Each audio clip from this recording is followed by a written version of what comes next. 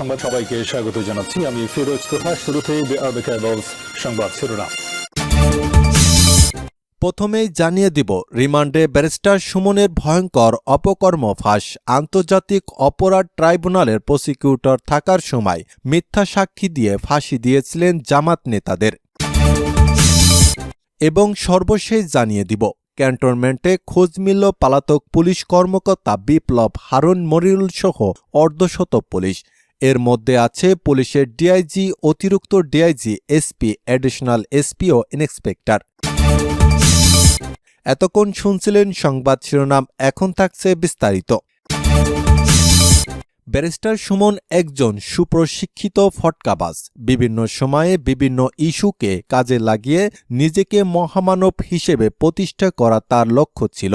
সমাজসেবকের আড়ালে নিজের স্বার্থ উদ্ধার করা ছিল সুমনের পেশা। তবে অন্য সব বাটপারদের থেকে সুমনের বৈশিষ্ট্যটা কিছুটা ইউনিক। ব্যারিস্টার সুমন ছোট চোরদের বিরুদ্ধে কথা বলতেন, কিন্তু ভোট চুরি নিয়ে কোনো প্রতিবাদ করতেন না। বরং মাদার অব ভোট চোর হাসিনাকে সবসময় তেল দিয়ে কথা বলতেন। ন্যায় বিচারের কথা বলতেন সুমন, আবার নিজেই যুক্ত থাকতেন অবিচারের সাথে। ব্যারিস্টার সুমনের উত্থানের শুরু আন্তর্জাতিক অপরাধ ট্রাইব্যুনালের প্রসিকিউটর হিসেবে যোগদানের মাধ্যমে। বিতর্কিত সে বিচারে যে সাজানো নাটক তার প্রমাণ হয় ট্রাইব্যুনালে দুইজন বিচারপতির স্কাইপ কেলেঙ্কারির মাধ্যমে। মানবতা বিরোধী অপরাধের বিচারের জন্য গঠিত আন্তর্জাতিক অপরাধ ট্রাইব্যুনালের প্রসিকিউটর ছিলেন ব্যারিস্টার সুমন। এ সময় আওয়ামী লীগ সরকারকে খুশি করতে আদালতের বিভিন্ন বিখ্যাত তথ্য প্রমাণের মাধ্যমে জামাত নেতা মীর কাসেম আলী সহ অনেক নিরুপায় মানুষকে ফাঁসির কাঠগড়ায় পাঠিয়েছিলেন। 2013 সালের 14 ফেব্রুয়ারি মাওলানা দেলোয়ার হোসেন সাঈদীকে ফাঁসির রায় দিয়েছেন আন্তর্জাতিক অপরাধ ট্রাইব্যুনাল। সেই সময় সাঈদী সাহেব আদালতের উদ্দেশ্য করে বলেছিলেন, আপনারা নিজেদের শপথের ওপর দায়বদ্ধ থেকে বিচার করতে পারেননি। নিরপরাধ মানুষগুলোকে মিথ্যা সাক্ষ্য প্রদানের মাধ্যমে ফাঁসি নিশ্চিত হবার পর ব্যারিস্টার সুমন ট্রাইব্যুনাল থেকে পদত্যাগ করেন। এভাবে ব্যারিস্টার সুমন বিভিন্ন সময় বিভিন্ন ইস্যুকে কাজে লাগিয়ে নিজেকে জনদরদী হিসেবে প্রতিষ্ঠিত করার চেষ্টা করতেন। তার তৈরি ব্রিজ এর নাম ভাঙিয়ে বিভিন্ন মানুষের কাছ থেকে টাকা নিলেও তিনি প্রকাশ্যে এসব খরচের হিসাব দিতেন না। অভিযোগ রয়েছে, সেই টাকায় মাসে একবার বিদেশে ঘুরে বেড়াতেন। এছাড়া নিজের সন্তানদের পড়াচ্ছেন আমেরিকাতে। নিজেকে দেশপ্রেমিক দাবি করায় সুমনের মেয়ে ঠিকমতো বাংলায় কথা বলতে পারেন না। ফেসবুকে সাজানো ভিডিও বানিয়ে সস্তা জনপ্রিয়তা নিয়ে ভোট চুরি নির্বাচনে এমপি হওয়ার পর তার এলাকার কিছু দুস্থ অসহায় মানুষ সমস্যা নিয়ে দেখা করতে গেলে সুমন বলে, সমস্যা থাকলে থানায় যান, আমার কাছে কেন?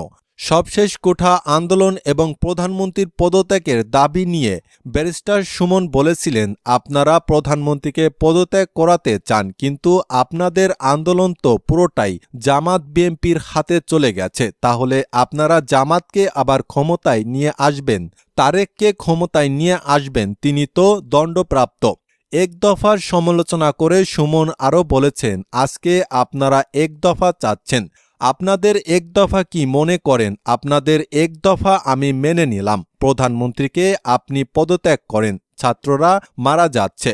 স্বতন্ত্র এমপি হিসেবে আমি তাকে বললাম, আজকে এক দফা দিচ্ছেন, কালকে তারা আরেকটি দফা দিয়ে বলবেন আপনি আওয়ামী লীগ করা বন্ধ করেন। এদেশে কেউ আওয়ামী লীগ করতে পারবেন না। বৈষম্যবিরোধী ছাত্র আন্দোলন দমাতে প্রথম থেকে বিতর্কিত ভূমিকায় ছিলেন পুলিশের বেশ কিছু কর্মকর্তা। আন্দোলনকারীদের হয়রানি, সমন্বয়কদের ডিবি হেফাজতে নিয়ে নির্যাতন ও নির্বিচারে গুলি করে ছাত্র জনতা হত্যার নির্দেশদাতা বিতর্কিত এইসব কর্মকর্তারা লাপাত্তা। তাদের অবস্থান নিয়ে সামাজিক যোগাযোগ মাধ্যম ফেসবুকে নানান ধরনের গুঞ্জন শোনা যাচ্ছে। পুলিশ বাহিনীর কেউ কেউ বলছেন তার একটি বিশেষ বাহিনীর হেফাজতে রয়েছেন, আবার কারো দাবি তারা প্রশাসনের সহায়তায় দেশ ছেড়ে পালিয়েছেন। হদিস নেই পুলিশের বিতর্কিত কর্মকর্তাদের শিরোনামে। সংবাদ প্রকাশ করেছে জাতীয় গণমাধ্যম দৈনিক যুগান্তর। পলাতক এসব শীর্ষ কর্তাদের মধ্যে রয়েছে সাবেক এসপির প্রধান মনিরুল ইসলাম, সাবেক ডিএমপি কমিশনার হাবিবুর রহমান, গোয়েন্দা শাখার ডিএমপি সাবেক প্রধান হারুনার রশিদ, যুগ্ম পুলিশ কমিশনার বিপ্লব কুমার সরকার। এডিশনাল ডিআইজি প্রলয় কুমার জোয়ারদার, অতিরিক্ত ডিআইজি আয়শা সিদ্দিকা প্রমুখ। এসব শীর্ষ পুলিশ কর্মকর্তাদের বিরুদ্ধে একাধিক হত্যা মামলা হয়েছে, কিন্তু তারা কোথায় আছেন, কেন আইনের আওতায় আসছেন না, তা নিয়ে সৃষ্টি হয়েছে ধোঁয়াশা। পুলিশ সদর দপ্তরের সূত্র জানা গেছে, ৫ আগস্ট আন্দোলনের মুখে শেখ হাসিনা সরকার ভারতে পালিয়ে যাওয়ার পর আত্মগোপনে চলে যাওয়া বিভিন্ন পর্যায়ে প্রায় ৮০০ পুলিশ সদস্য এখনও কাজে যোগদান করেননি। কয়েক দফায় কাজে যোগদানের নির্দেশ দেওয়া হলেও তাদের কোনো হদিস পাওয়া যায়নি। সংশ্লিষ্ট সূত্র বলছে, সাম্প্রতিক বছরগুলো পুলিশের একচ্ছত্র প্রভাব ছিল সাবেক এসপি প্রধান মনিরুল ইসলামের। গোপালী পুলিশ সাবেক প্রধানমন্ত্রী শেখ হাসিনার আস্থাভাজন হওয়ায় পুলিশ বাহিনীতে অঘোষিত দল হিসেবে পরিচিত ছিলেন মনিরুল। এমনও শোনা যায়, তার কথার বাইরে কোনো সিদ্ধান্ত নিতে পারতেন না তৎকালীন আইজিপি আবদুল্লাহ আল মামুন। বৈষম্যবিরোধী আন্দোলন দমাতে পুলিশের কঠোরপন্থী আওয়ামী লীগ কর্মকর্তাদের দিক নির্দেশনা দিতেন মনিরুল। ৫ আগস্ট এর পর তিনি আত্মগোপনে চলে যান এবং পরবর্তীতে চাকরিচ্যুত হন। মনিরুলের বিরুদ্ধে অন্তত ২৫টি হত্যা মামলার তথ্য পাওয়া গেছে। বৈষম্যবিরোধী ছাত্র জনতার আন্দোলন দমাতে সবচেয়ে বেশি সক্রিয় ছিলেন বিতর্কিত পুলিশ কর্মকর্তা ডিএমপির সাবেক ডিবি প্রধান হারুন আর রশিদ। হারুনের ভাতের হোটেল দেশব্যাপী বহুল সমালোচিত। ৫ আগস্ট পুলিশ সদর দপ্তর থেকে দেওয়াল টপকে লাফিয়ে লাপাত্তা হয়ে যান তিনি। হামলার শিকার হয়ে হাসপাতালে চিকিৎসাধীন আছেন এমন তথ্য ছড়িয়ে পড়ে ফেসবুকে। আবার তিনি সীমান্ত পাড়ি দিয়ে দেশ ছেড়েছেন এমন তথ্য শোনা যায়। তার বিরুদ্ধে অন্তত ৫০টি হত্যা মামলা হয়েছে।